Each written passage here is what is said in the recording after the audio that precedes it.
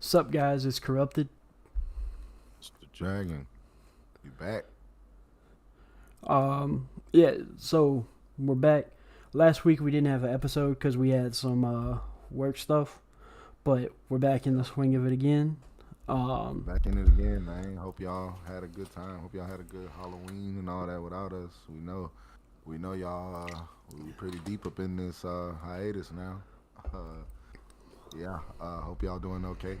Hope the One Piece fandom is okay during this hiatus. Hope we can y'all can come watch us during this time. But yeah. and also, The speaking of the rest of corrupted hiatus, just reminded us because, like you say, corrupted. You just reminded me. We like 3 weeks. You said. uh, speaking about the hiatus, the by the time it's back, we'll be caught up to the anime in I think it's the last week of March. So we're Comes gonna back like have April. yeah, but I'll Yeah. say like when we're gonna be back in the episode. So we gotta let them build up 25 episodes though before we can do Is another that how part, we? right? Is that how we're gonna do it? Well, I'm gonna ask them how they want us to do it. Because what? It's either we let it build up 25 Yeah, episodes, or we just do one episode at a time or we just switch manga to manga chapters. to manga, Try to do it or that way. if there's another anime that the community thinks would be Want to go cool to do first? Want to something go similar. first? Yeah, where we Yeah, just there do you like go. go over the things in metaphor and something else while we wait And for come back. One Piece to Yeah. get up there and then go back to One Piece. Cause we're down for either of those options. Like, Yeah, all that. Let us know. Let yeah, us know how y'all been doing during the hiatus. Let us know how y'all would want us to do the format. Just let us know all that down in the comments. And while y'all down there, make sure y'all like, y'all subscribe. Welcome into the shop, man. It's ramen for the soul. Let's get it. yeah. So I think that's all for the housekeeping stuff today, right? Yeah. Was there? Can't remember if there's anything else. So these episodes start like there's not a lot of Luffy in them at all. There's like Yeah, we getting deep into pretty much. This is the part where it's fighting. Like all the fights for the straw hats pretty much getting put together. They said Oda's pretty much setting up all the climaxes pretty much. 'Cause I and think the this our track right now backstories. ends with him right going into Gyor. So Yeah, the last thing that happens is he goes, "Well, it's time to try Gear 4." And he just shows him like biting his wrist. yeah, but nah, we got Then a it lot of boom. like it is like flashback heavy, but in a lot of these flashbacks we see a lot of the same stuff we're talking about in our themes and metaphors be just explained in one person. Like in law. Showing all that stuff to him, like because we're gonna get there. But like, cause I know before we get there, I did want to cover how Fujitora set it up whole flashback in such a beautiful way, telling Maynard in that same thing how, as we talked about it last week, it's kind of coming Like back 2 weeks on ago. into. Yeah, 2 weeks ago. Last time was rather word. My bad. We talked about it last time, but in this time it was just reiterating it on how Fujitora's beliefs in putting the people before all of this, understanding that the world government pretty much is just doing this for their own, free will, free judgment, not really taking the people's cries into consideration because he's blind and he tells Maynard that you don't hear them. Like those aren't screams of people who are scared. Those are furious. These people aren't crying tears of hurt. They're crying tears of, like fury, of anger. And you don't see these. The world government should have seen these. They can't go around playing God. And the playing God line is just sets up this flashback because it's. I think that term when you right before when we get to, because I don't think we know fully what the white lead disease is yet. Um, I think my own head canon is that just like later on, and it's spoilers for anybody listening. If you want to skip ahead or just pause for like 2 seconds, the same thing with the sapphire disease in Bonnie and Jenny for Kuma. We gonna find out something with this white lead disease later. I Well, feel like it's a big thing. what's called it's heavily implied that Yeah. it was Oh set yeah. up by the At this point. celestial dragons. Like At in this the point, thing, because like even Corazon like talks Like about it when like that. yeah, Corazon and when Gladius was in the anime, when Gladius was explaining it, he even in his own words when he talked about he explained how it worked with generation, how they supposed to get smaller and smaller by the time it got the law generation. Well, the whole thing was people when they said people was dying at the same time. So it's almost like it was a almost a kill switch to just get rid of them all at one time because they timed it with the same thing. You know, the order, the kill order was almost timed. You know, those two things was almost like the same. Because if truth be told, if all you needed was the white lead disease to take them out, why even go through the kill order in the first place? Because they was already getting sick. Yeah, Nobody had the cure it's almost like the kill order was just for show. or for insurance. Yeah.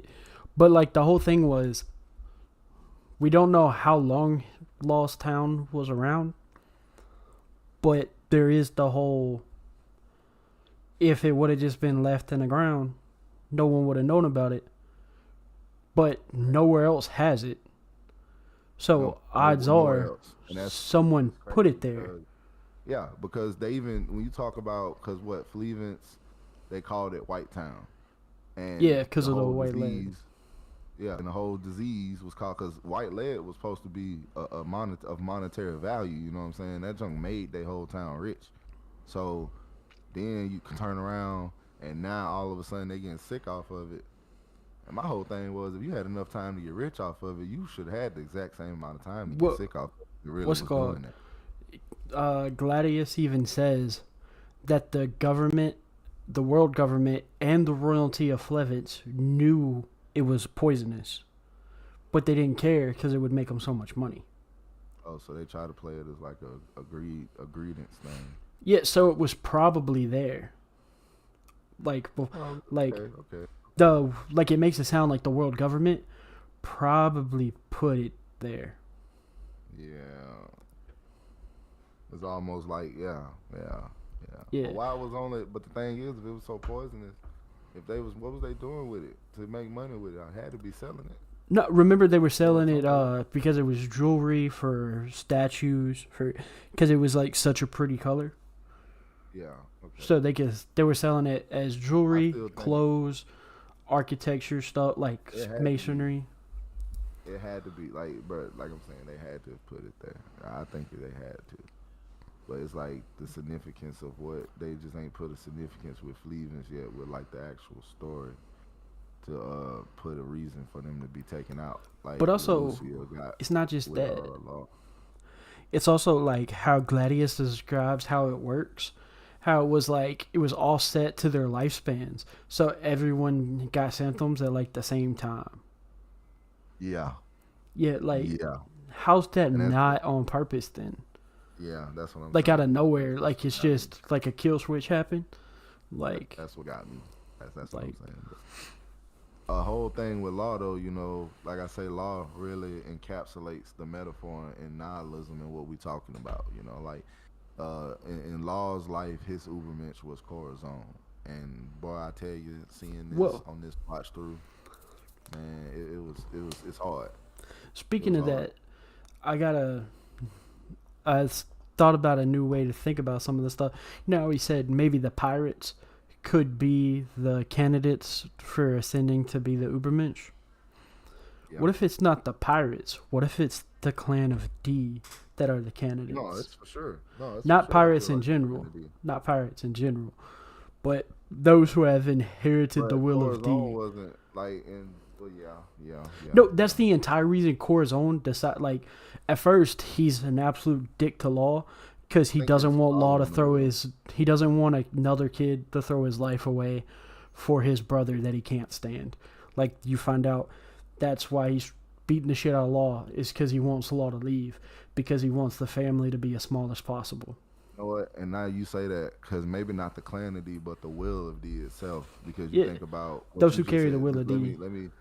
me piggyback off what you just said because you say Corazon, when order he found out that he was addicted to Law, but as soon as he found out he was part of the D clan, it's like hold on, come here, bud.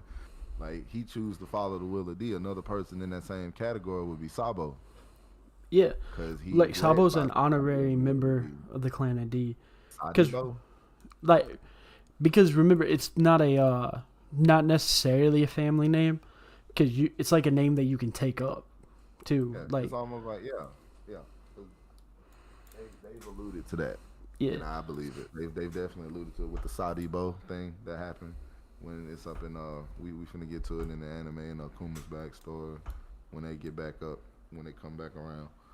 But nah, but like Law, like he really encapsulate that idea when you talk about his whole family and his whole life pretty much being ripped away in front of him, and the way he was acting with Doflamingo and them in the beginning about just, there's not a hell I've seen worse than this. Show me your worst. I ain't scared to die. I ain't gonna live for 3 years anyway.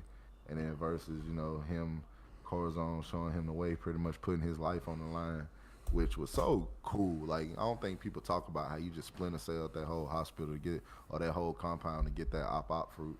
That boy real deal splinter celled their ass straight dude, I silence. feel like something like there's got to be something OP about his fruit, and he just doesn't understand it. Yeah. Cause sound Oh is yeah. like so like something tells me like if you master the fruit, like you can just make people go insane and shit. Oh yeah. Like Sure. there's no way it does it. Like you can't do stuff like that. But real I quick, didn't understand how sound so important. Like, but yeah, go ahead. My bad. before we get deep into the law stuff, um, because there's a couple things Corazon said that I did write down because they go hard as fuck, and Oh yeah. they like outline the metaphors real well. But Exactly. another thing I noticed is how they set up uh, the Don Quixote family when they're killing them and stuff, right? Hmm. So if you think about it in the most like thematically framed way of looking at it is a god comes down from heaven to live amongst man because he cares about humanity more than he cares about being a god. He comes with his children down to the earth, and humanity rejects him and strings him up in a cross pose. Like I don't know if Odie did it on purpose or not, but that's some Jesus imagery right there. Like they have them hanging out the windows with their arms out like they're on crosses, and Could then be a to add, reason, man. That could be a reason why they call them heavenly demons. and then there's another aspect to it is when Jesus is on the cross, he gets a spear thrown at him in his left side.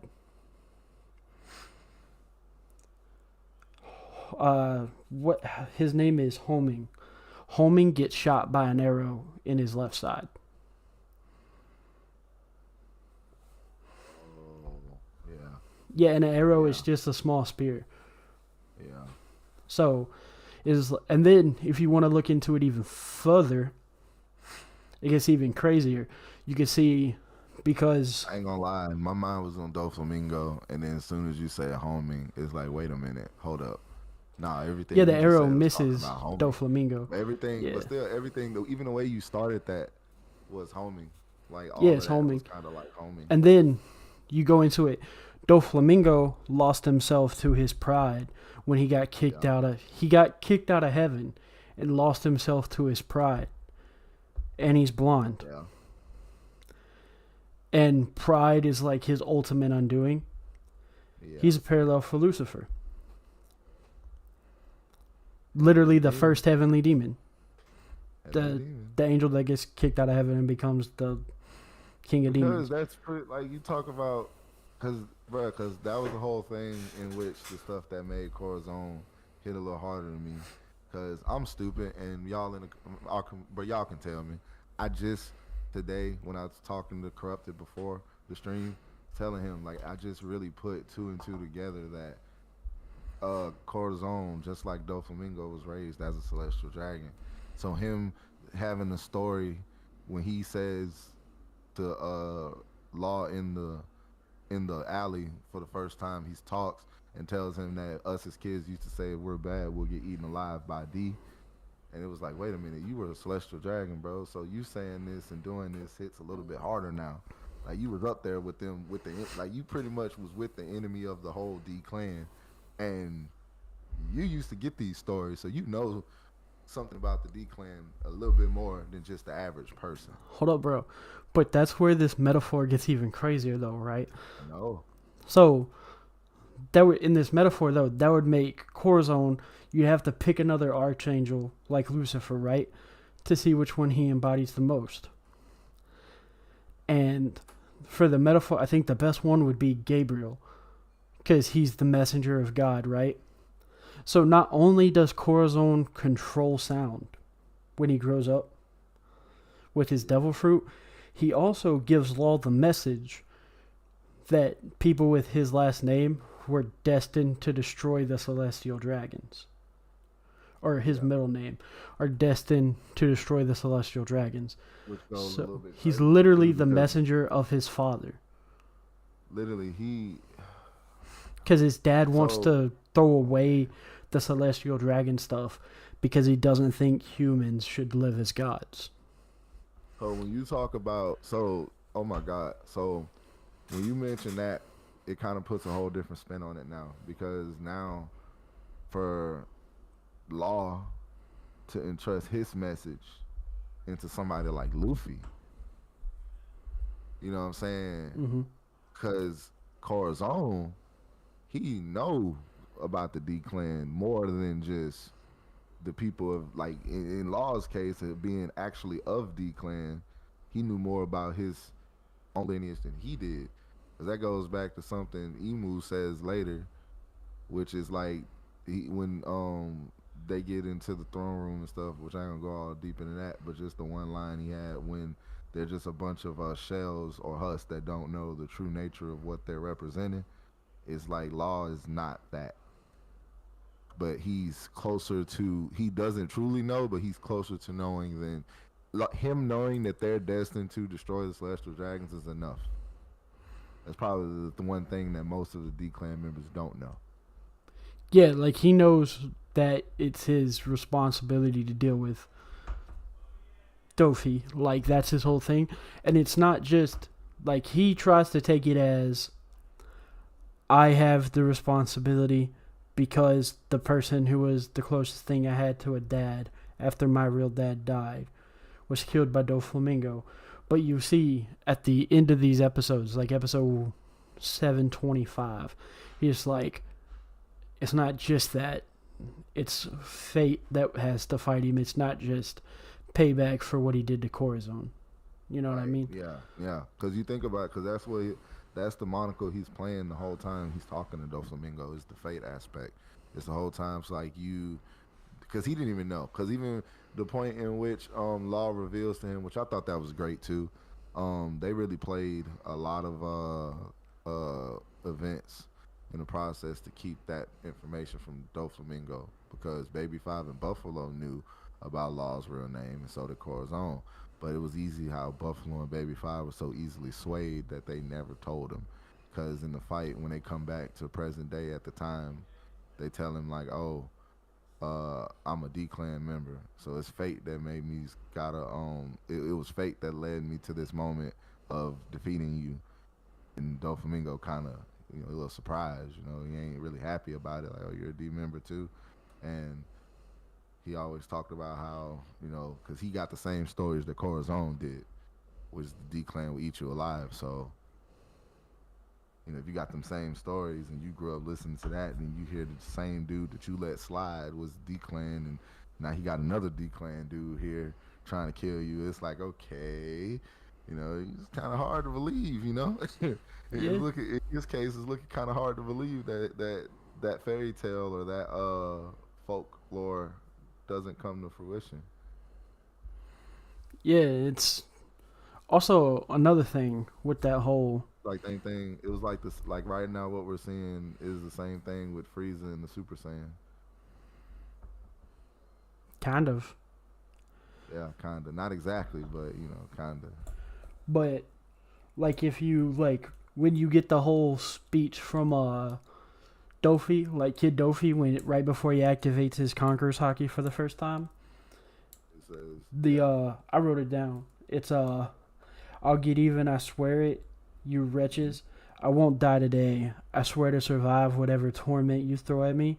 Remember my words. I look forward to the day that I hunt you down and murder every single one of you.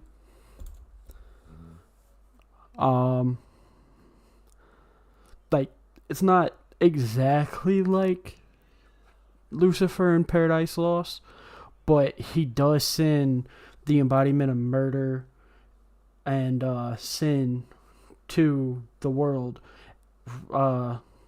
and death to the human world shortly after he gets cast out from heaven, before he tells Adam and Eve to eat the fruit.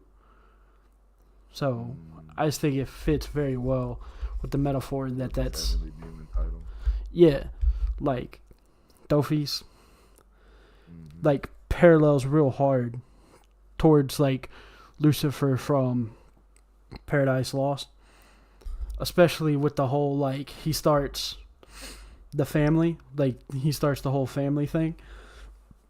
Sorry, I keep having to do little burps, so I keep stop talking. But like the whole like he starts the family, like the crime family, is similar how in Paradise Lost, Lucifer finds pandemonium, and then that's where all the demons live and everything. And then he starts to bring demons into his cause and stuff like that. And if you think about it, that's very similar to what Dofi's doing, because he's just recruiting the worst people. But also, when you see what it actually is, because we learn that Troubles actually already had most of the crew together already. The four strongest members of the crew of Virgo, Diamante, Pika, and himself. And at least Treble had his fruit when they first met.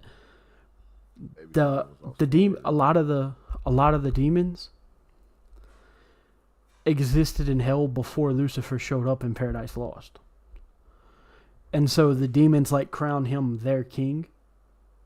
And that's exactly what Treble does. Like, he's just like, you're a gift from, like, even in Paradise Lost, like, the demons that were there before Lucifer shows up, it's just like, this is a gift from heaven. Heaven gave us the means to fight back against heaven. And that's exactly what Treble goes on about. Treble's just like, oh my God, we have it mandated from heaven above to have somebody with Conqueror's hockey. We can actually do this. We can actually make a name for ourselves. Thank you so much for giving us the thing, just like the demons in Paradise Lost. Yeah, I'm seeing it. And then it gets even crazier when you think like the demons, like they understand they're up under Lucifer, but in their heads they think that they're equal to Lucifer, and like Law has to explain that to Treble. Where Treble's just like, we're equals to Dofi, and Law's just like, nope, you fucking retard. Dofi's just using you to get back at heaven. And that's exactly what Lucifer is doing with all the demons in Paradise Lost. He's just trying to get back at heaven. And in Paradise Lost also, Lucifer wants to destroy the world. Because it's like the beautiful thing that God said he couldn't have. That's exactly what fucking Dofi wants too. He wants to destroy the world because he can't have heaven. He can't be in marriage joie, so he wants to destroy the world since he can't have the thing that he wants. And marriage joie wants the world because it's how they get their power. So he wants to destroy everybody and everything on the planet to make marriage joie suffer, just like Lucifer does in Paradise Lost. Like, there's just too many things for it to be accident, but he changed it up just enough to where it's a completely new take on it, which is cool. Go to boy, but nah, I see it because it's like, because that makes his heavenly demon title like hit a little bit more harder. Yeah, like, especially when you also, if you think about it, his cape is kind of like wings. Thing. They're all yeah. All of him and Corazon. Yeah, they're wings. You see that they're folded wings. You see it for, and you see it for Doflamingo when he's flying, and we finna get into and they this, flutter. But yeah, if you think about it, his and Corazon. Hold on. Think about it. So we see it for Doflamingo when he's flying, but in Doflamingo's case, um, It's not real he's flying, it's not. fake. It's not. Yeah, it's not real flying. So that's something that would in this thing that they say because we ain't trying to get too biblical in here. One thing they say, Lucifer imitates. He doesn't. He's not the exact thing. He's an imitation. So Yeah. that would be an imitation. But you talk about Corazon and what he is. Corazon. I don't know enough about Gabriel to go into that, but I know in Corazon's case, he never tried to fly. So it's like So he the big thing about always tried Gabriel to. is Gabriel is the one God sends to give all his major messages. Like Gabriel's the one that tells Mary that she's gonna have Jesus, and like What you saying? he does a bunch of other stuff, and he's also the one that goes, like I believe it's Paradise Lost, might not be Paradise Lost, but there's a story or two where he actually goes to hell to talk to Dofi, which is Corazon goes is raised by Sengoku, and shortly Because before that's him Law going shows away up, for 14 years. yeah, That's him going away for right before 14 Law years. shows up, And then Corazon comes back and gets coming back. accepted into the fold, Yeah. Yeah, and Houston that's said that's him going back and talk to hell to talk yeah, to that's Dofi. going back to Okay, yeah, Lucifer, all and that. then there's also like his core mission is to deliver the The message message that about what's Virgo going to is happen in located. Dressrosa. Yeah, stuff like that. So that's why I think Corazon fits well as Gabriel, the messenger Yeah, of God. I agree with that. Even to the simple fact when you talk about it, um, cause Law's case when he literally was in that chest in that box, you know, a treasure chest in of itself, that Doflamingo and them actually had. So you talk about it, talk about the power, because technically in that one little minute that Doflamingo's carrying that treasure chest that Law's in and walking to the ship, he faultly has the prize. You know, little does he know. And we talk about that he's still the mesh because whole thing Corazon did, he made sure he stayed alive to keep his power active until Law could get out of the way and could sneak away. As Yeah, soon as he snuck away, he was able to pass away peacefully, so Law could grieve peacefully, or actually let it out. I won't say grieve peacefully, but could actually let out or his anger. yeah. He was There's already really no letting it out, grieving but peacefully. yeah, he was already letting it out, but he really could like let it out. Cause I don't know. I would imagine that he was crying and just knew he was crying, but couldn't feel he was crying, or Remember, actually like it shows him in the box. He's like yelling his lungs out. He's trying to yeah, break the box, but he's too weak to do anything with it. yeah, And he's crying, and he's like, "This is all my fault. If I didn't run into Virgo, everybody would be safe. Nothing." yeah. He doesn't know it then, but when he grows up, he feels bad because if he didn't run into That's Virgo, crazy though, because if he would have knew Dressrosa who would have Virgo never happened. was, if he Yeah. would have just told him who Virgo was, And it's technically would he Corazon's would know. fault because he just refused to tell him who Virgo was since Virgo wasn't there.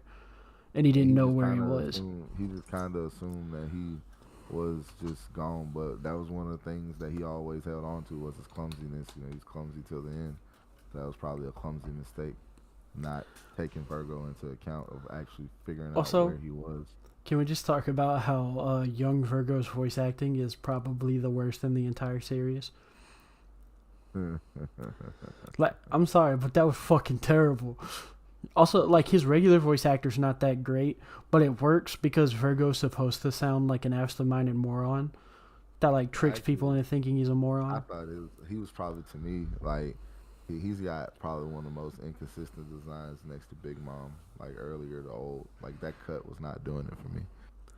Like Big Yeah. Mom, it Oh, makes yeah, no his sense how she young was adult little. hairstyle. Yeah, like for Big Mom's case, it makes absolutely no sense why she went from that to that. To like She literally, ate too many honestly, in souls, all bro. case, it makes no sense why she went from kid, how she was as a kid, to how she was as an adolescent to adult to how she is now as an elder. It makes absolutely no sense. That, it Like makes sense in the fact that it makes no sense. That's what makes it comforting. that's it Like, though. at least Yeah, Oda consistently makes no sense, so it makes it make sense. So, but I'll take it. like, Yeah. that's why I Virgo, like like stuff like that. Virgo's case, like I was trying to think of a representation for Virgo, but like he's pretty much like the Nah, type of dude, stuff he was on. they would just be like, for the things, they would just be different demons. I don't know Obstacles. which demons, which would be. Also, another thing that makes it hilarious when Virgo shows up in Law's flashback is so it using hockey, like armament hockey and stuff like that. It is confirmed that it's just for us to see that they're using hockey, right? Yeah. So their skin doesn't actually turn black. So can you imagine Law just seeing this dude strip down to a shirt to just start beating the fuck out of Corazon? Like, what was going on in Law's head? It's like, why the hell is this dude stripping in the middle of the snowy field? What the fuck? Just a piece of. At that point. Okay, he also doesn't know what hockey is. So, like, point, but still, the like, mental warfare, bro. Him probably seeing the Marine he gave the message to beat up the dude he just asked him to save. You know, like. What's also crazy is if it wasn't Corazon, Virgo probably would have helped him. I mean, but if it wasn't, anyone else would have been at. Oh wait, no, I see what you're saying. Yeah, if it wasn't somebody that because Virgo also doesn't know who Law is yet. Yeah, that's true. Corazon probably would have survived, or not. Yeah. Law would have survived if it wasn't or like Law still survives, but you get what I mean. Like it wouldn't have been. Like two horrible things went bad. It took me a second because Virgo's still playing a part at the end of the day. So yeah, he's got a. He would have helped whoever that was if it wasn't, someone linked to Dopamine. Yeah, he would have. Because remember, he's not just there on normal orders. He's there because he asked to be put there specifically by Sengoku at the height of his power. Like the height of Sengoku's power. Like. Prime, pretty much. Well, I mean, like, while he is Fleet Admiral, while he is in charge, he has specifically... He's not old. Yeah. Well, he's old, but he's not that old. Like, because 13 years ago, yeah. Because Law's 23 during the Dofi fight. So, 13 years ago, he has all the stuff. So, he can't fuck up in his thing unless it's specifically something that makes him have to fuck around. So it's just one of those things where you're just like, damn, they got unlucky on two fronts. But that's the only way to get unlucky, is to just constantly keep getting unlucky, I guess, is the way to look at it. You know what I mean? Like, if you're going to be unlucky once, you're just going to continue to be unlucky when it comes to that. But there's all the crazy stuff that happens leading up to that, or not just up to that, but like after that point, we see more of Law's flashbacks and Dofi's flashback. And my favorite moment though is like we talked about his when he's just like, wait, you're a D, come with me, and he gives him the what's it called? The quote that he says some more stuff than just this, but this is the most important part of what he says, is those who fear the inheritance of D have given them another title, sworn enemy of gods. If celestial dragons are gods in this analogy, the purpose for your people might be the destruction of this world. This meaning of destruction is different than Dofi's. It's a force that opposes the orders of heaven itself. Or the order of heaven itself. So it's literally literally, oh my God, like so literally. So to take Doflamingo's alias, Doflamingo's nickname in Heavenly Demon. Heavenly Demon mean he is of the heaven of their universe, so of the heaven of Marie Joie. So to tell Law that your people might be the responsible or whose purpose is the destruction of this world or to bring about something else, he himself comes from that same heaven.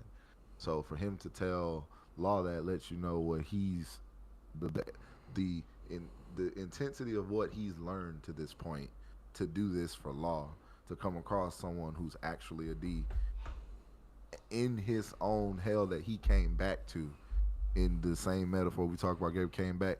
He comes back to the hell to find this kid here, this child of this clan who he is talking about, who knows he knows full well that if he stays here, what'll happen to him.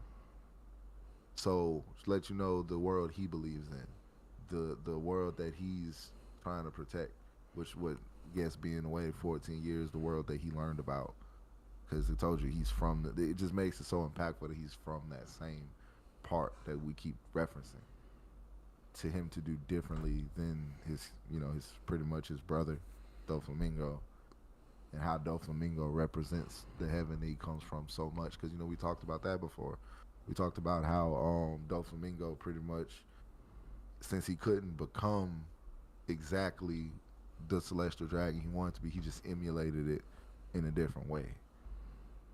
He became a celestial dragon while not being a celestial dragon. Yeah, he just lives the life of a celestial dragon on a small scale.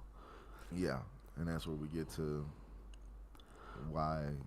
And then you just, like I'm telling you, just put the nail on the head of his whole alias, the Heavenly Demon, and look at Corazon. And then another thing that's kind of funny that I just kind of thought about is the whole the destruction that he's talking about. Dofi just wants to wipe the slate, the planet clean, because his nihilism, right? His nihilism causes him to want to destroy the entire world, take revenge on the celestial dragons by destroying the thing they care about, or at least the thing that gives them their power, because their power is pretty much all they care about. But the destruction that the D's are supposed to bring is they're supposed to destroy the mandate of heaven to be above regular people. That's all they're destroying.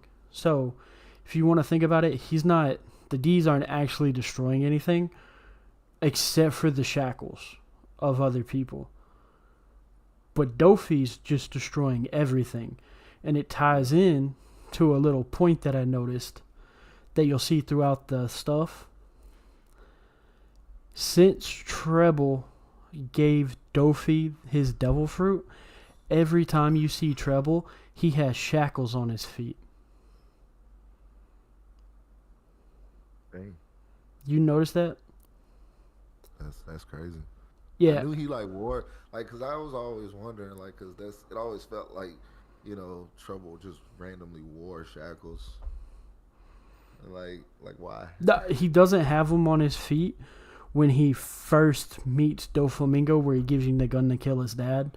He doesn't have shackles, but then in the flashback after that moment, he has shackles.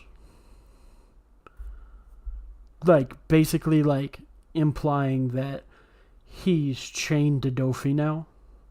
So he's chained to the devil. He's chained to a demon.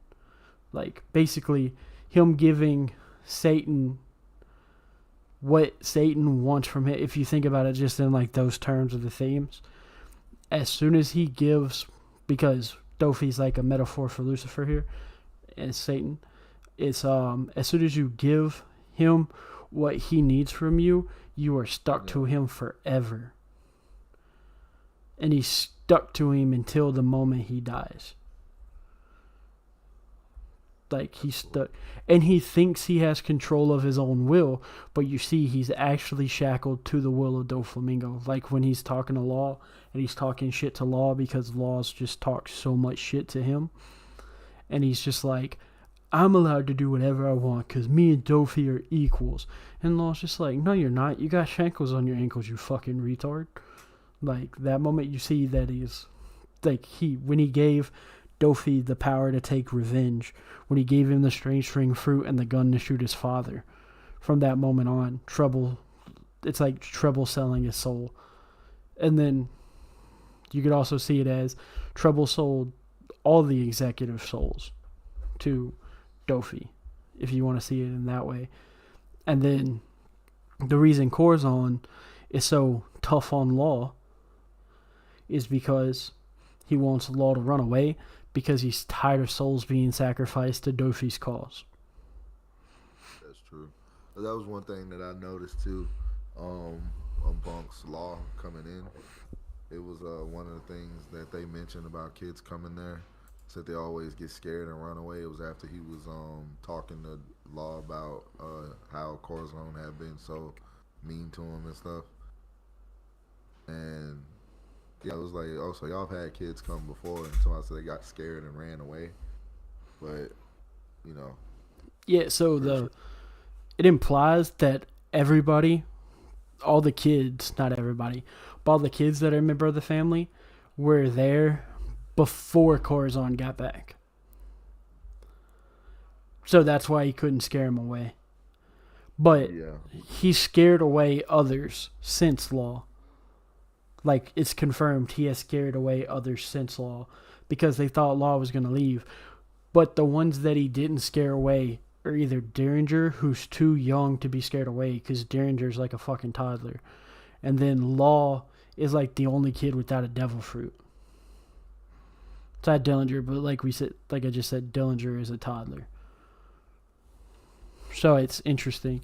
And they say specifically, it's weird that a devil, like somebody without a power, that's not a fruit power user, lasted this long, especially with how hard Corazon is on him. yeah, I do like, though, that like with Corazon, the clumsiness isn't an act. Like all of it's like, that's just how it is. He's like, yep. Everything I've done is an act, and it's just like, except for being a fucking dumbass. Literally. Yeah. Instead of being stupid, like everything he's done is an act instead of just being stupid. That's not an act. I'm just naturally Or like stupid. the fact that another thing that's funny if you think about it is the fact that Dofi doesn't call his brother by his name because Corazon's not his name; it's his title. Yep. His real name is Rosinante, and his nickname is the nickname given to him by their father is Rosie, and then Doflamingo is Dofi by their father. Like that's what their father called him. But like that just shows you how quick he is to throw away his right hand man. How quick Doflamingo is to throw away his right hand man. He's the second Corazon. He's not even the first Corazon. Well, it's not just that. It's his entire plan is to get the op fruit so that Rosinante can use it on him so he can have eternal life. Like, he immediately just wants to throw him away. And he acts like he's my brother, so I think special of him.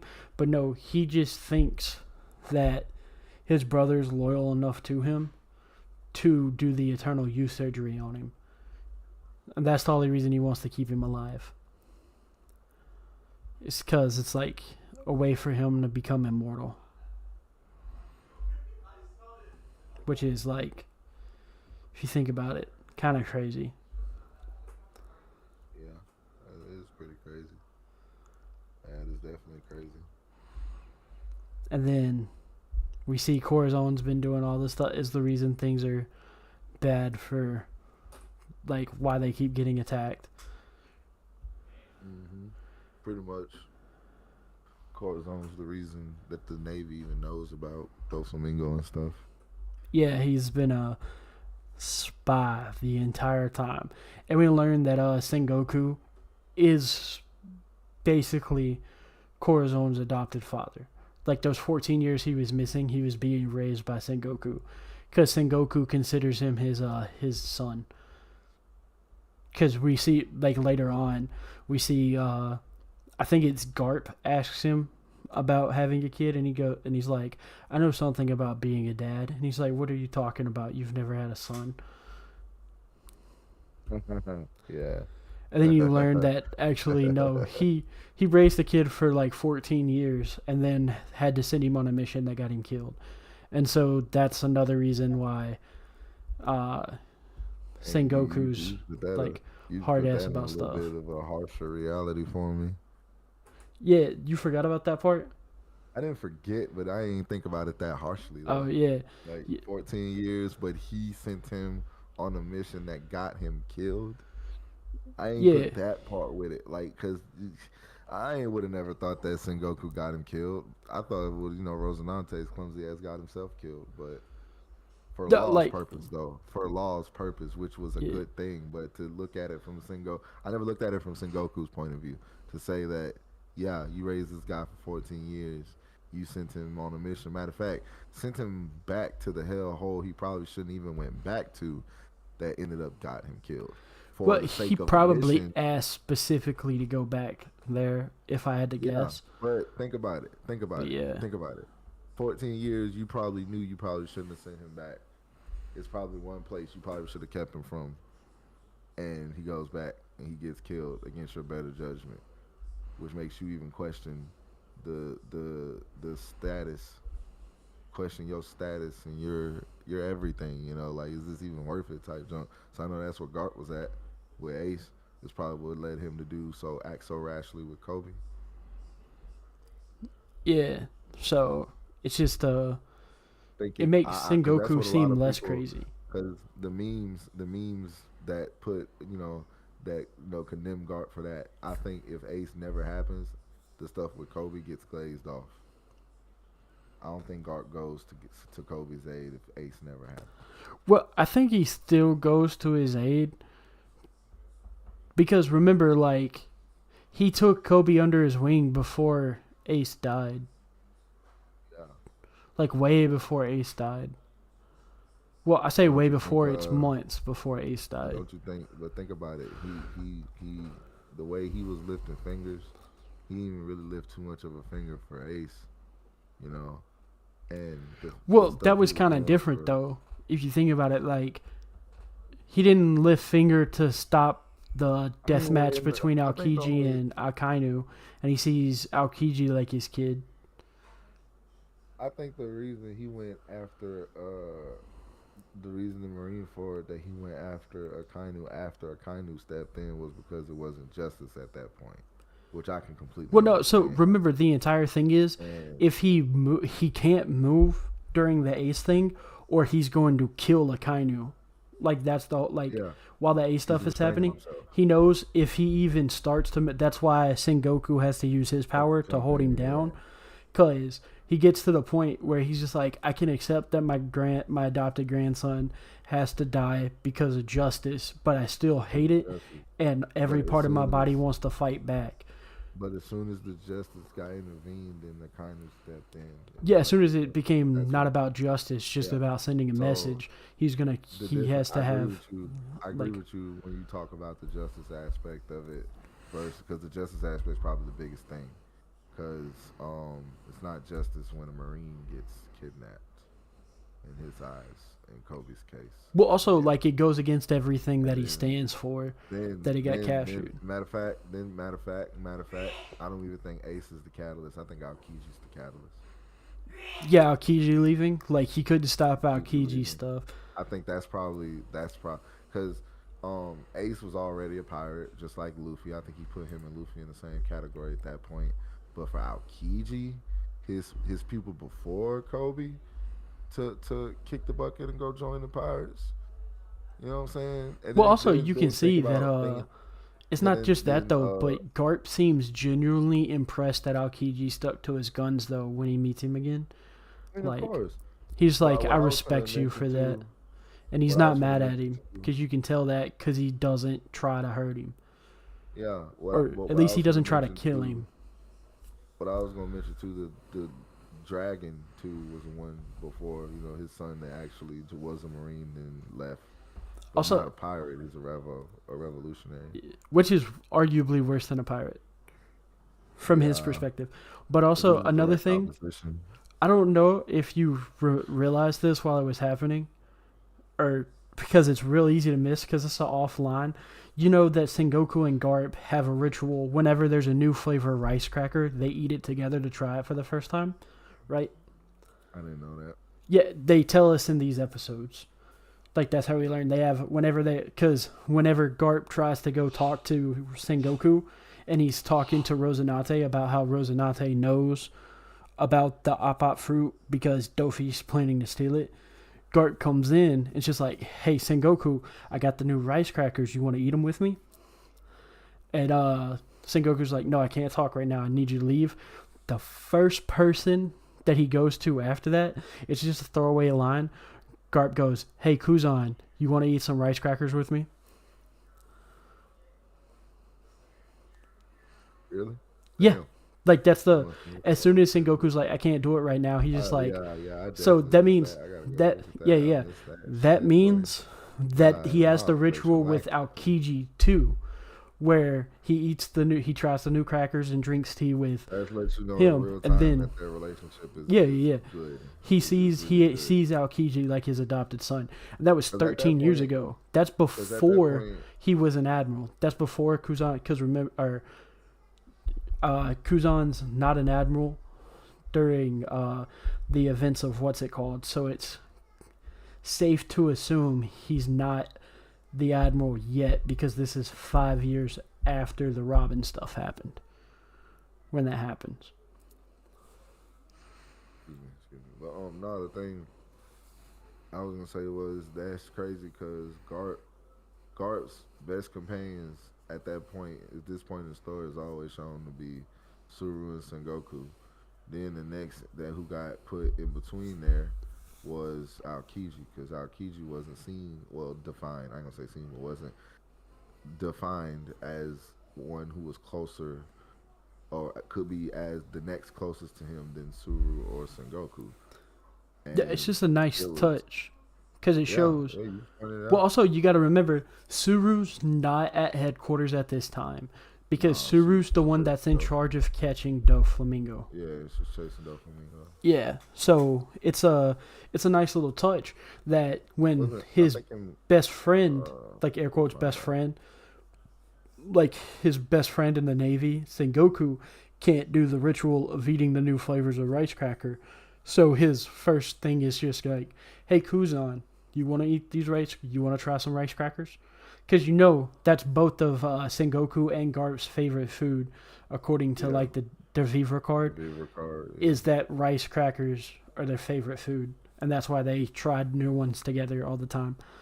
Also, I don't know if you know this, there's certain rice crackers that are also Garp's least favorite food. Of course. Which is hilarious, because it's like, I think it said his favorite food in the Vivre card is rice crackers, and I think it's a type of curry. And then his least favorite food, it's certain rice crackers and another food. So there's rice crackers that he doesn't like.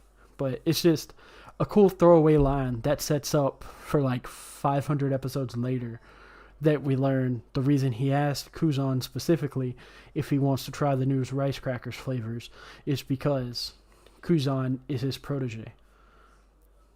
And it's just a complete throwaway fucking line that they like come back to later.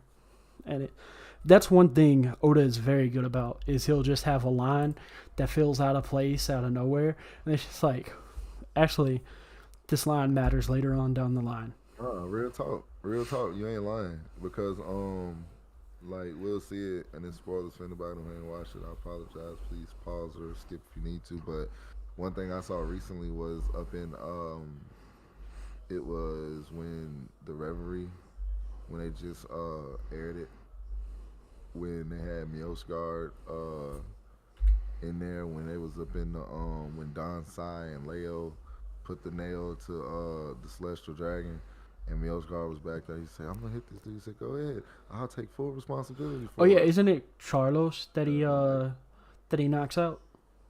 Miosgard was talking, but Charlos was the one, that they knocked out. Yeah, that's what. Like, it's the same one that Luffy smacks the shit out of. Yeah, and Miosgard was like, "Go ahead and hit him. I'll take full responsibility for it." Little do you know, you're gonna take full responsibility for it. All right.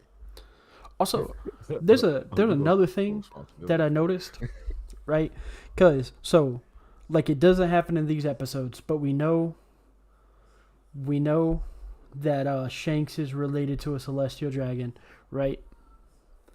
Dofi was speculated on Shanks. We ain't got confirmation. Well, it's almost 100%, because it's the only way to have a baby in a fancy ass box in the place, or a fancy ass basket in the place that it happened, right? Almost.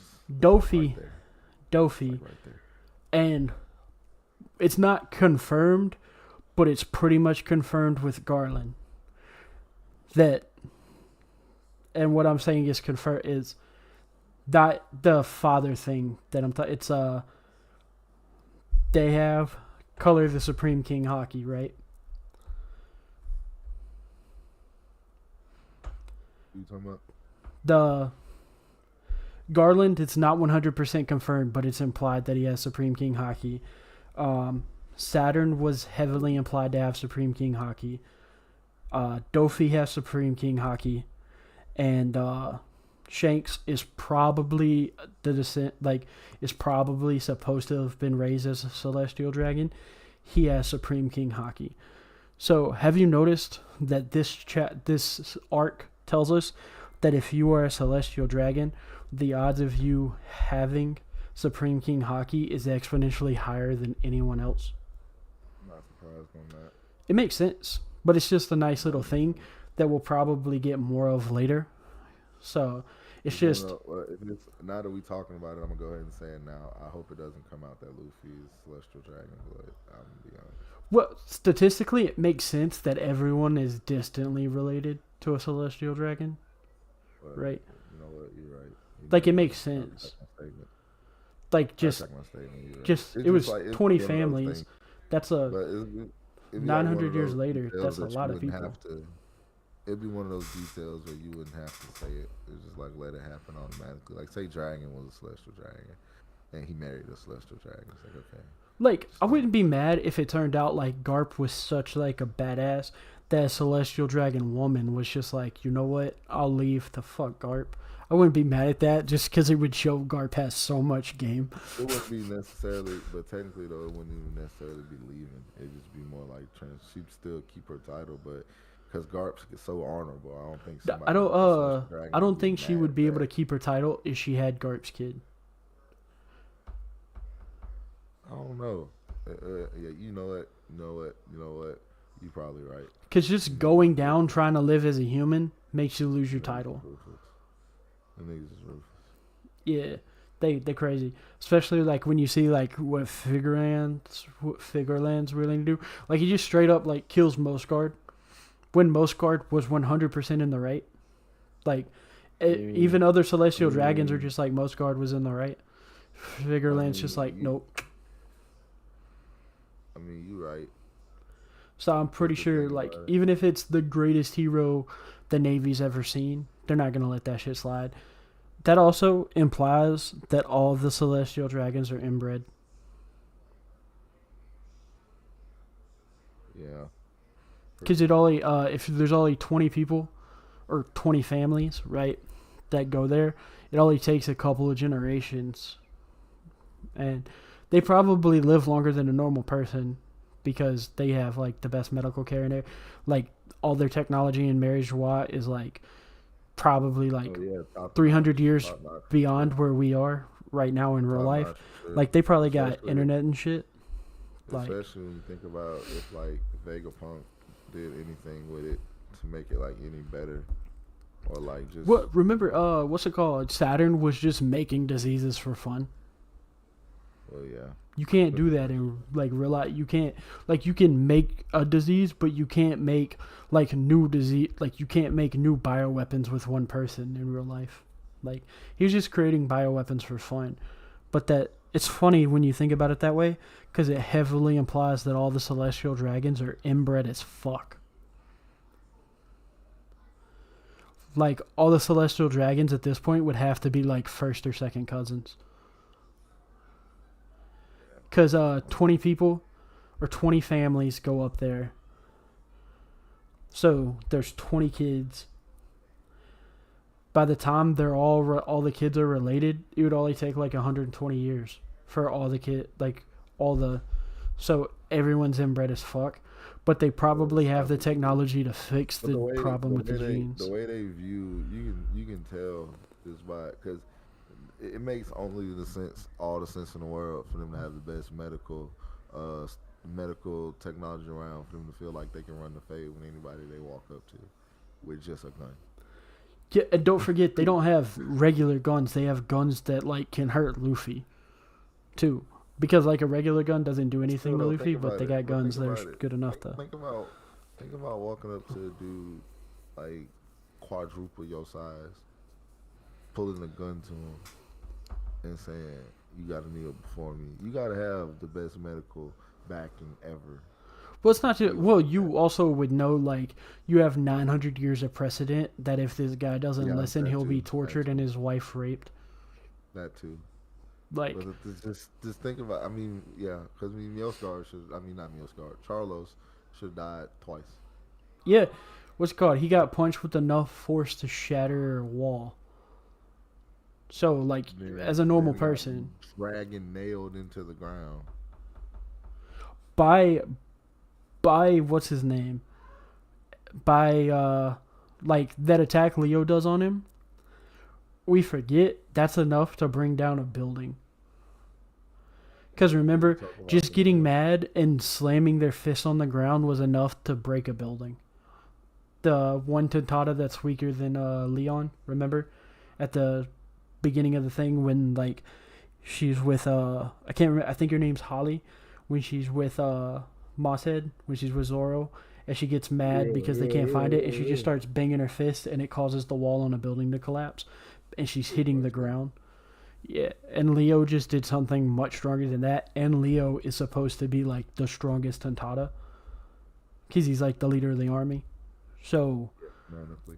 that thing that hits him with would kill more than just normal people. Like, that probably would have killed Arlong. That probably would have killed, like, you know what I mean? Like, all these people. But the Celestial Dragon, it just knocks him out. I wouldn't be surprised if they all have a little bit of Kuma's DNA in them to make them tougher. Like, from his line. Yeah, like, not necessarily Kuma, but just like Buccaneer DNA. Since, like, we learned that's what Vegapunk was doing, not just the Pacifista, but learning about DNA and the lineage factors. All they would have to do is just make them like from their line somehow, which is Just add like the genes that make them tougher. But I can't get over the fact like that means that all this. So Doflamingo is a cousin fucker. And it just cracks me up. So it makes sense why he's so mad at everything. It's because he's inbred. What makes you come to that? No, it just like talking about how Doflamingo is a celestial dragon. It made me think about how many celestial dragons there are. And they started with 20 family, and now there's a couple of hundred celestial dragons. Over 900 years, that means that the celestial dragons would all be inbred. We gotta talk about that. No, I'm just saying, the maths. I mean, that's why Doflamingo's so mad. Don't point at it. He's inbred. Don't point at it. Like, half of them have blonde hair. That only happens if you're fucking your family members. Don't point at it, bro. Don't point at it. Dude, I'm from Alabama, dude. I know incest when I see it. You're already using terminology. That's crazy already. Just stop. Yeah. Stop. But you gotta admit, it is funny when you think about it. And I think Oda did that on purpose. Because it's supposed, like, because they're like making fun of old school. We call him Heavenly Demon, and the stuff that we pushing up to them, like, we already know Marie Joie is wicked. It's like we could make it literally a whole hour-long video talking about all the stuff that they wicked along they do, that liaisons into other stuff, because if they even have their own echelon and stuff that they do. We could go from the bottom low nobles all the way up to the Gorosei and Imu themselves. Like, bro, he literally probably gave you probably one of the most hated factions in probably all of anime. Next to, well, I think like they might not have been that hated, but then the Kuma stuff made them like one of, if not the most. They literally, bro. It's like with every little thing that comes out, they get worse and worse. I know, but it just makes it even funnier that they're also probably all inbred. Like, it just adds to it. Like, so I'll stop calling him an inbred piece of shit now. But it's crazy just to think about like all the stuff that they've just done up to this point that we've seen. Like, even just they're pretty much like full on debut in Sabaody. Like, having old pirates or just anybody they want just picking up as slaves and just running with them. and that was already their opening debut was already crazy enough. Yeah, and then To go wanting to so buy a far mermaid. down. Yeah, wanted to buy the mermaid, got a whole auction set up, which is even that's even small compared to the freaking when we get to the God Valley incident, bro. That's even, bro. Like I'm telling you, they get more and more worse with everything. And I then you just talk about how I they just want acted to see with, Figureland fight. oh, who are you telling? Oh, who you telling Like right that's what I now? want. That's what they need to hurry up and They're do. probably that's probably the next big character I'm ready to see fight besides Dragon. Cause I just want to know. I just want to know it because Armin. him and Shanks look And we're gonna get it. fucking We're gonna get. identical. We'll probably get the younger version of him fighting before the older version. Yeah, and remember he did fight at God Valley, Yeah, so that means that's that true. he is strong. He's strong as fuck. Because God Valley was like the biggest battle of modern history for Yeah, them. that was So that we know was he's their strong. marine for it, but Yeah. upscaled, like because everybody was there. Well, yeah, it was like if it's the equivalent of if Kaido would have shown up at Marineford and then a three-way war broke out. That's basically Yeah, if Kaido how. Shanks fought Yeah. at Marineford or wherever they were. Yeah, if Kaido and Shanks showed up and it was a three-way war. That was the only thing. But yeah, next week though we get to the fun stuff. So I know I've talked some shit about fight scenes if you've seen our other ones because I really like fighting stuff. But Oda finally mastered fucking fight scenes with Gear 4, so I'm really hyped for next week cuz I haven't seen all of it in actual like what's it called, but I read the manga and the fight scenes for Gear 4 in the Yeah, manga are so well choreographed. choreographed. They're Yeah. so like he does like the little stuff, like the little clever stuff. You know what I mean? Oh yeah, of course. Like that most not even mangaka, but most people when it comes to stuff don't think about. It's like the thing that I give the guy from My Hero so much props for is how he makes weird stuff work. Like Oda gets in his bag, like even in these episodes, like he gets in his bag with the fight, like with like the Bellamy fight. Like Bellamy's doing the same shit, but Luffy's just like, I'm not gonna hit you. I can't hit you until he realizes why Bellamy's fighting him, and he's just like, nah, I have to hit you. I can't call myself your friend if I don't hit you. You know what I mean? Like little stuff like that. Like Yeah. when Oda's in his bag, he's good as fuck. He's one of the best. That's why I'm looking. Why everybody looking at all this Loki stuff in the best part possible where Yeah. in the manga. The only thing, it takes That's why so everybody's looking long at it. for him to get in his bag, but once he's in his bag, though, Setting it up. He's setting it up. Hey, I'll let him cook. Let him cook. well, like the Hey, big thing about the let him cook thing is, um, let him cook, like the phrase let him cook, is valid if they've done something that looks good beforehand. So it was just like, I'm just saying this as somebody that has been a One Piece hater for a while. I'm just making sure people understand that Oda deserves more flowers than the average person gives him for Dressrosa. Because I wasn't big on stuff before Dressrosa, but as an arc, just like as objective as possible as I can be about it, like an arc in general, Dressrosa is an arc that needs to be in the top 25, probably. Like in everyone's top 25. You know what I mean? like you on this. I'm not going to list it, but I'm saying like Dressrosa as an arc. Like, same with Wano. If it's not in your top 25, I'm going to look at you funny. But before, if you put a One Piece arc, like before I read Dressrosa, before I wouldn't have judged you if you didn't have it in your top 25. But after Dressrosa, like it's like I gotta look at you funny now, and that's coming from somebody that didn't like One Piece before Dressrosa. So basically, what I'm saying is I'm eating a little bit of crow right now. and I have it earlier, so I think today I should take the opportunity to start eating some crow because it's well deserved. You know what I mean?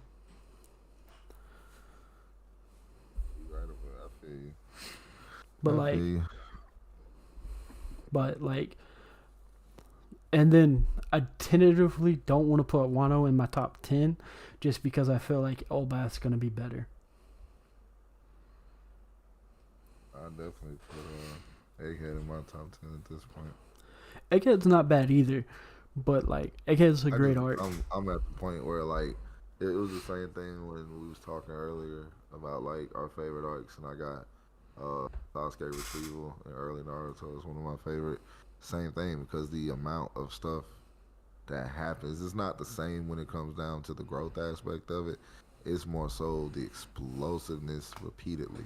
That's how I felt in the Sasuke retrieval. You know, when you go from the Choji fight to the what was it? To I want to say, correct me on the order, but I know when. I think it was Choji, Kiba, Neji, Shikamaru, Um, then Lee with Naruto and Kimimaru. I can't remember it, like, I might be wrong, if it's but Neji or like which one comes first between Neji and Kiba, but I know what the first one is, I know what the fourth one is, and I know what the fifth one is. But those two, like Kiba fights the Siamese twins and Neji fights the spider guy. I don't know why I want to say that the spider fight happens first. I know But it doesn't might happen not. First. No, I'm talking Choji about happens before. No, I'm talking about out of You think Kiba it's and Choji Neji. then Neji? I think Choji then because Neji then the Kiba? Kiba one takes forever because Kiba wins and then the Siamese twins like hide in the water. Yeah. And then Yeah, it's like for pops sure. and it goes back to while Shikamaru's fighting her. It Yeah. makes me want to say that the Neji fight happened first, but it also I could be. It's been a while since I've watched the Sasuke retrieval arc. But the explosiveness of those fights, when you talk about how they kept coming back to back to back like that, just to, with really truth be told, all of it pretty much ending with, because that was when it all led up to Naruto versus Sasuke at the end, right? Yeah, that was the last one. That was the Yeah, sixth fight. that was the sixth fight. So yeah, when you talk about all that coming up to it with that good climax on the end, the only thing I say I give Egg because I ain't comparing the arcs, but I'm just comparing it like of what they do of Oh, how they the made you aspects feel? of them. Yeah. So like that explosiveness on the end when they put like everything together with Naruto and Sasuke and doing all that, that was literally like what we gonna see coming up soon for me with the well first with the Kizaru and Luffy that's gonna come, and then once all the I ain't really trying to spoil a lot, but Yeah. once all the last entities and stuff come up, But you that know, is once all those reveals and stuff. an interesting thing though. Thinking about like speaking on Kizaru, if you think about it, like every arc disenfranchises an admiral with the way that the Navy works. Or Because the every admirals, fight from Dressrosa onward. Because, like, yeah, because we talk about the admirals, like we could talk about the admirals, like both of them, like I think it all started too from Marineford with yeah, how Aokiji he learned leaves. about them. And then, Yeah, Aokiji leaving and then with Fujitora gets, like, because they supposed to wow, be the the government highest sucks. forms of justice, quote unquote. They supposed to be the highest forms of justice with everything. We see the Marines state move a lot through them. You know, like how we seeing in Dressrosa now with Fujitora. He done became an admiral. Now he's moving the block really hard, which he And ain't then moved there's as hard as he's Green about to. Bull. Like, the part that Green he's Bull. disenfranchised with isn't necessarily that he thinks the government's wrong, but he He's thinks they pushing the should be allowed to. extremes. Yeah, he's, like, almost a Kainu's level of extreme. Like, I think he's worse. I think he's worse actually. he might be, but we don't see enough To of him. push the to push the well, yeah, you know, yeah. Like, we see He is enough of worse than Kainu to the see, conqueror. like, if he thinks that He you're raised his not, hand. he'll So all the he'll kill stuff his we own know, people. But we haven't all the seen stuff Green we Bull enough to know, see that. all the stuff we know about Green Bull is that he's extreme enough to put his force in a place where his force is not permitted, which is, where Wano. we see him in Wano. Yeah. Then we see he's also extreme enough to put hands on someone in the same position as him who he deems who's not acting the correct way. So that would be in the Lelucia uh, revolt. Yeah, he was it's just an Or not interesting way the to look not at the the Lelucia admirals. revolt. Excuse me, not the Lelucia revolt. That was when they were in Marie Joie during the reverie. Yeah. I just don't like most of the admirals. And then Egghead, we have Kizaru being like, wait, this is not Kizaru. What the fuck? No, Kizaru is Bushlet. I don't know why. I'm confusing names today. But he's just like, the government actually sucks. Here I thought they were on the good side, but they're making me kill my best friend who didn't do anything wrong. He just told the truth. They got to make sure Straw Hat makes it out of here. So I know we not on Egghead yet, and I know for our viewers who are all caught up, I know y'all would like for us to talk about Egghead more. But I know one thing to say for true, for sure. Like one thing truthfully to mention, the next time we see Kizaru again is gonna be pivotal. I know that Yeah. for a fact. The next time Kizaru appears up in the story again, it's gonna be pivotal. But then the rest of these Oh episodes, God. it's kind of weird to talk about because there's not a lot that happens that is like Full on helps with the metaphor. So it's just we just keep it gonna be going. saying what happened without adding anything special or extra. You know what I mean? Because like everyone's described what happens in it to add like everyone that makes One Piece videos, and I'm not gonna pretend like most of them wouldn't be better than how I do it. Um, like I'm not gonna lie to myself and be like I'm better than that sort of thing. Like I understand. It's just like there's only like a couple more things that's probably worth touching on today. You know what I mean? Like the baby five thing where Sai surpasses his grandfather to protect baby five. You know what I'm talking about? Where he inherits the name of Dragon Nail. And it's all so baby five doesn't die at his grandfather's hand. And he rebends his grandfather's head that Luffy fixed for him. Mm.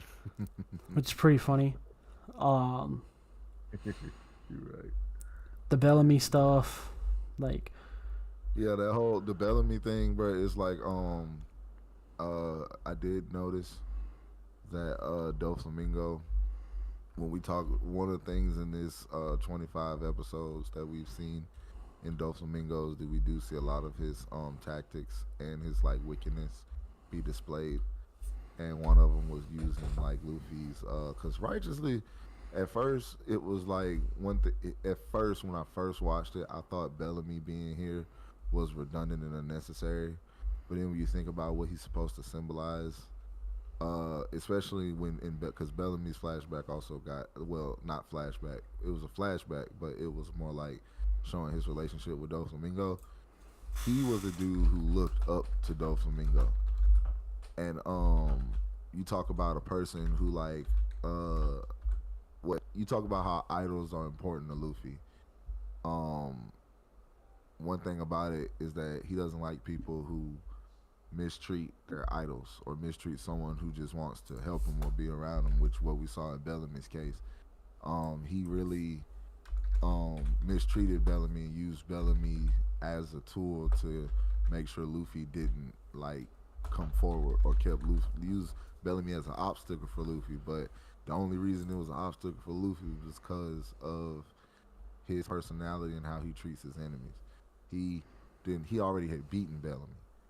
You know what I'm saying? He mm-hmm. had no more qualms with Bellamy. It goes to one of those things that we see, that we talk about in the Uber mention. One of their qualities, like he's not a grave digger, and he's not one of the crowd. He's not one of the herd, as said in Thus Spoke Zarathustra. and he ain't trying to kill Bellamy. He's already done Bellamy in, and he's not part of the crowd. He has nothing else. No more ill will with Bellamy. He's already dealt with him, so he doesn't treat him as he would an enemy. So, for Bellamy to do all this, and for one thing that's been one quote I've been using a lot lately is, once you've identified the strings, you no longer take the puppet serious. So he already knows Doflamingo is using Bellamy as a puppet, so he knows that Bellamy's not actually trying to kill him. So he can't really use his full force on somebody that's not trying to kill him themselves. He knows he's strong enough to really hurt Bellamy. So he gives him, you know what I'm saying?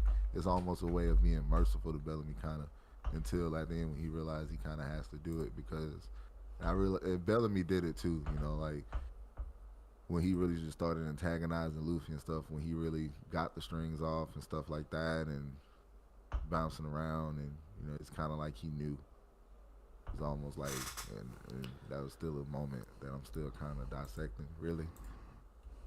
And Bellamy really turned back around. It was like his nihilism. He couldn't overcome his own nihilism and turn his hand against a dude he idolized.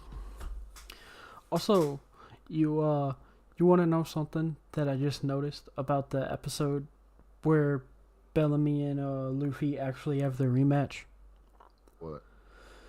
So it's called, like, the episode's called, like, something for Bellamy, right? It's so long Bellamy's farewell blow, right? Yeah. Do you know what the manga chapter is called where it happens? What? It's called the Spear of Elbaf. And the reason it's called Spear of Elbaf is because it's also the chapter and the episode where Haldoran finally beats Magvice by using Gungnir, right? Yeah. Yeah. Well, that's where the manga chapter gets its name, and Gungnir is Odin's spear. But it's interesting that they use Gungnir because Gungnir is like a symbol of the sacrifice to win a battle. Mm-hmm. And so it's the same chapter where Bellamy loses to Luffy again after Gungnir is used. Because I think Gungnir is like the last thing in the chapter. But it happens in like the middle of the episode. But it's just an interesting use of words. Like, it's almost like wordplay.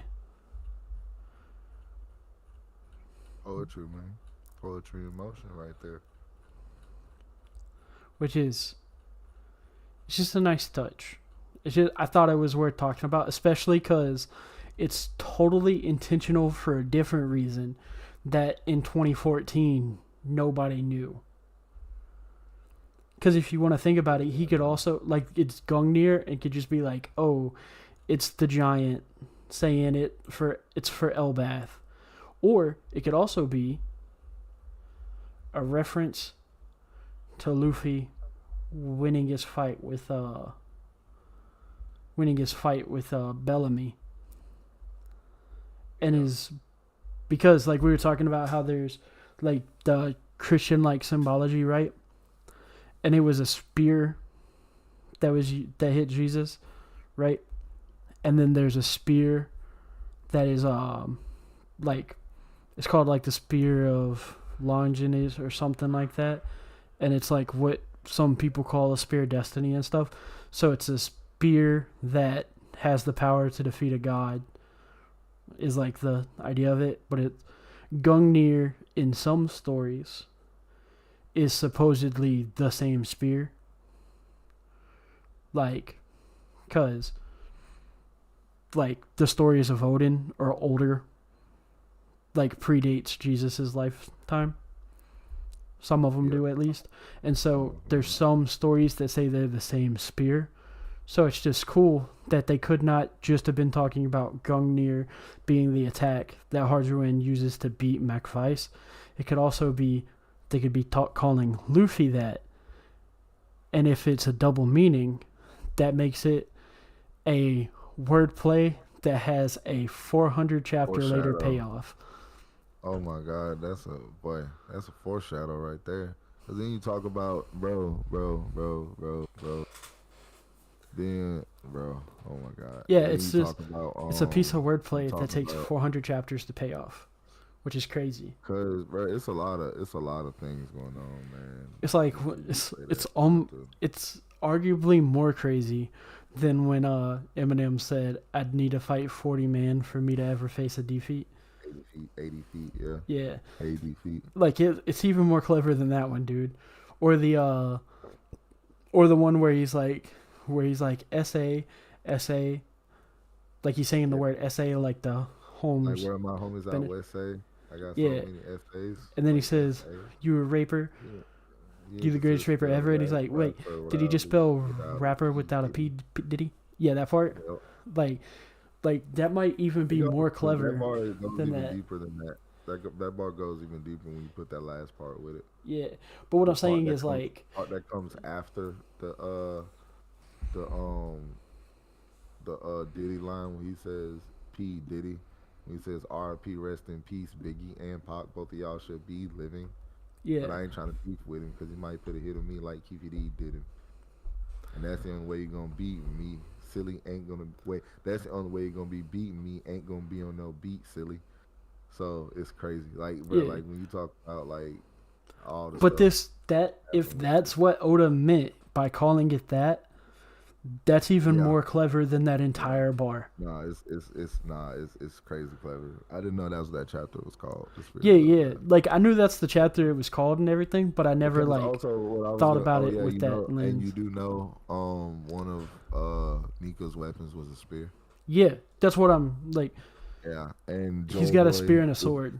Joy Boy is because I had my own theory that when they showed the robot and stuff up in the later chapters that uh if Joy Boy was from Elbath, because Nika and Joy Boy are confirmed to be two separate people, they're not the same. But if Joy Boy got the same, was the last user of the Gum Gum fruit, and he was the spear of Elbath, that would be the parallel. Because What's it Luffy called? The was spear using of it for Elbath is probably also called Gungnir. Probably. yeah, but it'll also be like a big parallel. Yeah. But I'm just So that's like cool. it's just I like that. like I like that a lot. That's really cool. it's just one of those things like outside of the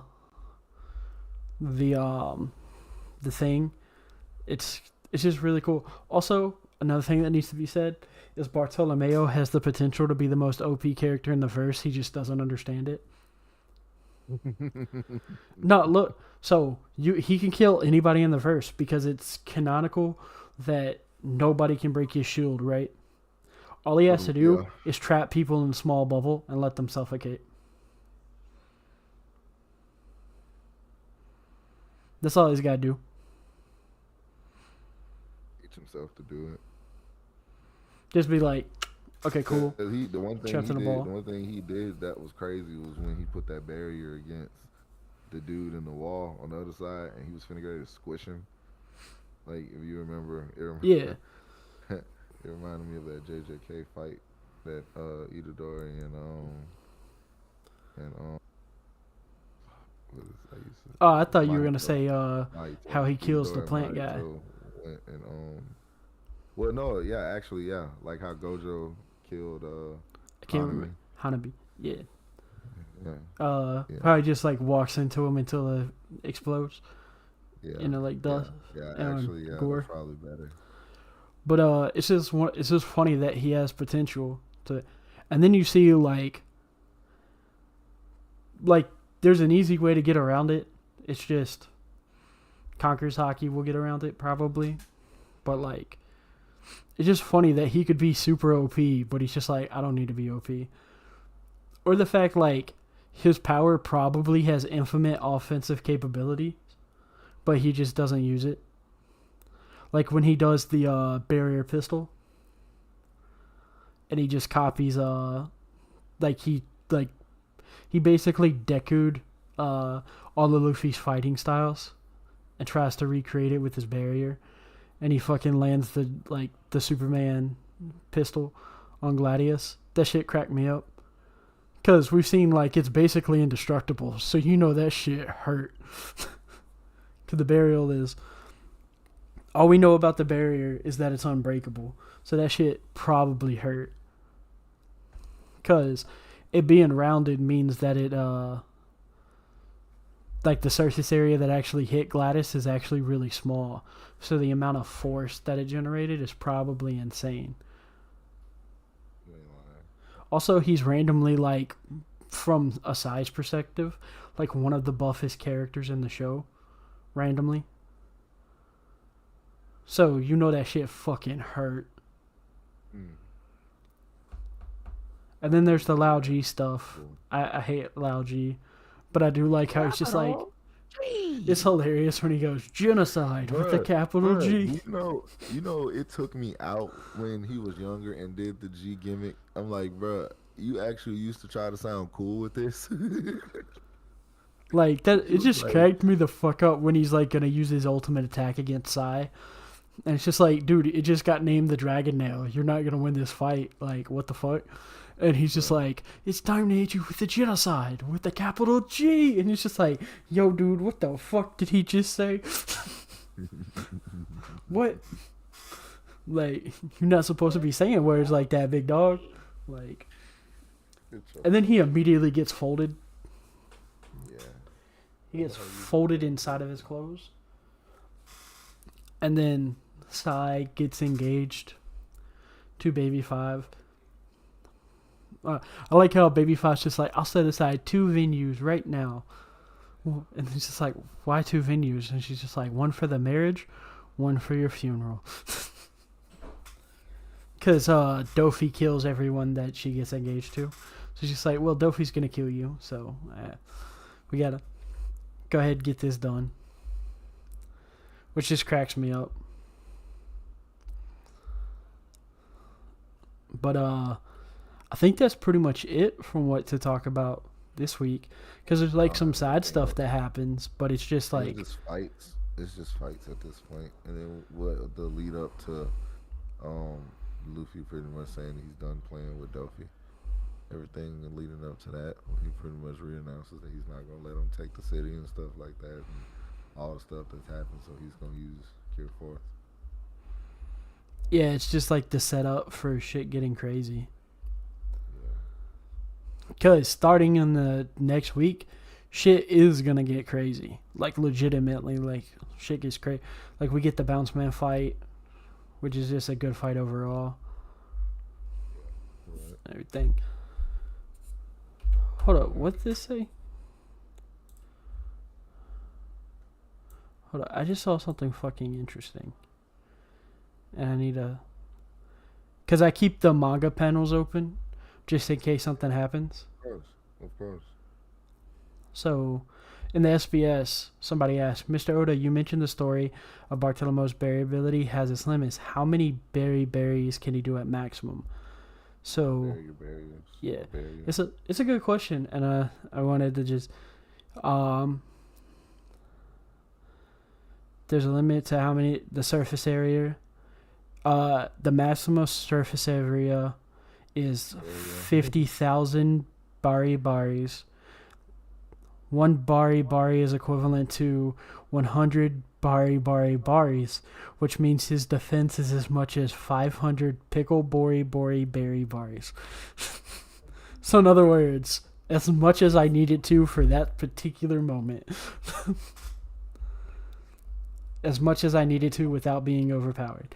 Well, I almost forgot. We got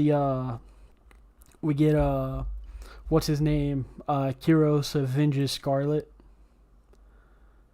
In this go around, yeah, that's true. Yeah, you're right. He beats the fuck out that man too. On one leg. Yeah. Oh yeah, I love the shit with Leo when he picks up Mon Chéri. I almost forgot about it. And his first question is, "Did you gain weight?" I almost forgot about that shit. That shit cracked me the fuck up. Cause the thing that it implies is that she put on a lot of weight because Tentanas are superhumanly strong. So the implication is that she gained a lot of weight. Another thing, I gotta bring back the meme for the channel.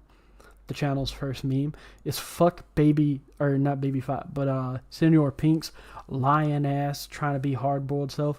He's just like, I'm gonna take this beating from you after he slams Frankie from the roof of the building, and Frankie just walks it off.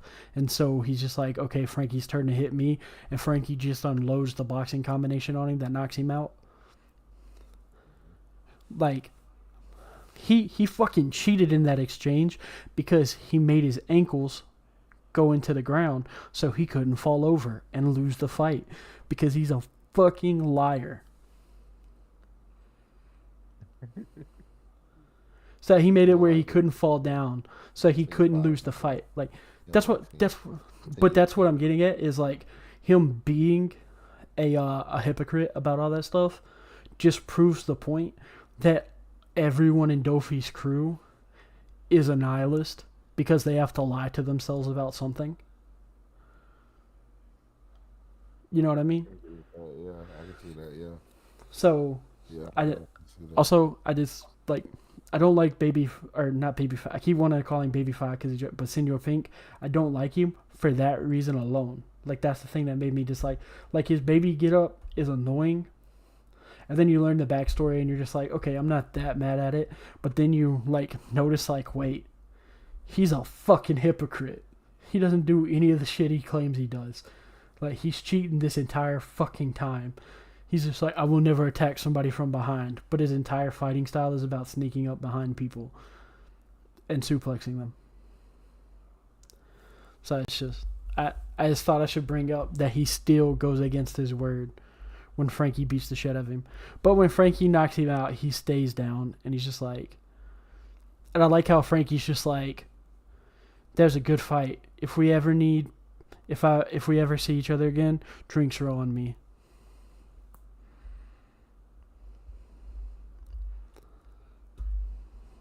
But I just had to point out the fact that Senor Pink cheated in his fight with Frankie, even though he claims that he did it honorably.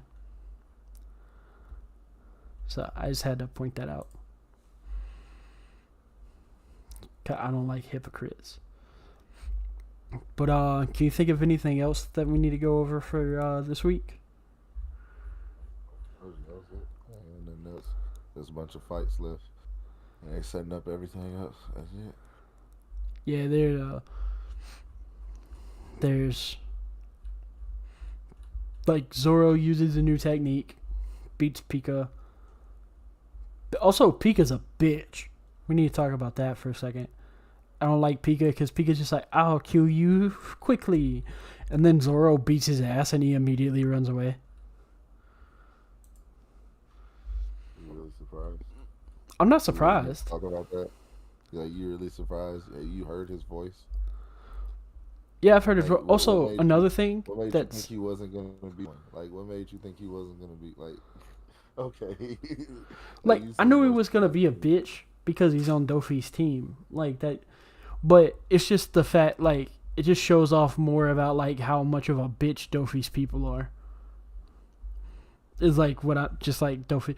Also, another thing that's super fitting that I almost completely forgot when I was rewatching it. The thing that Diamante hits his head on when he beats him, when Kiros beats him. It's like it's like the memorial to Scarlet. Mm-hmm. So it's like, the thing that beats Diamante, if you think about it, is the fact that he murdered somebody. The memorial of the person that he murdered is the thing that leads to his defeat. Of course.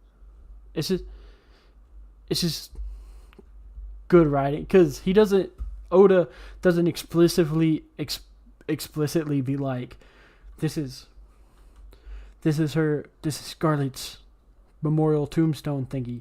He doesn't explicitly say it. It's just, it's that because of a flashback, like Rebecca's flashback from being a kid. So it's just good. And then there's the people the people are just like, nah, we need King Riku back. Nothing was King Riku's fault. We're sorry. We fucked up. And then Fujitora is just like, make sure we protect everybody. because Fujitoro's fucking badass. Yeah, I think Fujitoro has officially taken the spot as my second favorite character. The more I watch Dressrosa stuff. Just cause Fujitoro goes hard. But yeah, I think it's it for this week. What about you, Dragon? Why would you come back and ask me that a second time? I didn't know if like me talking about random stuff would like make you think of anything you forgot. You already asked me that before you went and started talking about Pika and stuff. Like you had something else, and then I told you asked me if I had something else. I told you I didn't have anything else. Well, I didn't want to just in case you were just like, oh yeah. Again, no, you're good. Like you're good, bro. I did, cause I would have been douchey. Oh, you're good, man. I'm pretty sure that's it. But keep pandering, man. You're good. It's not pandering.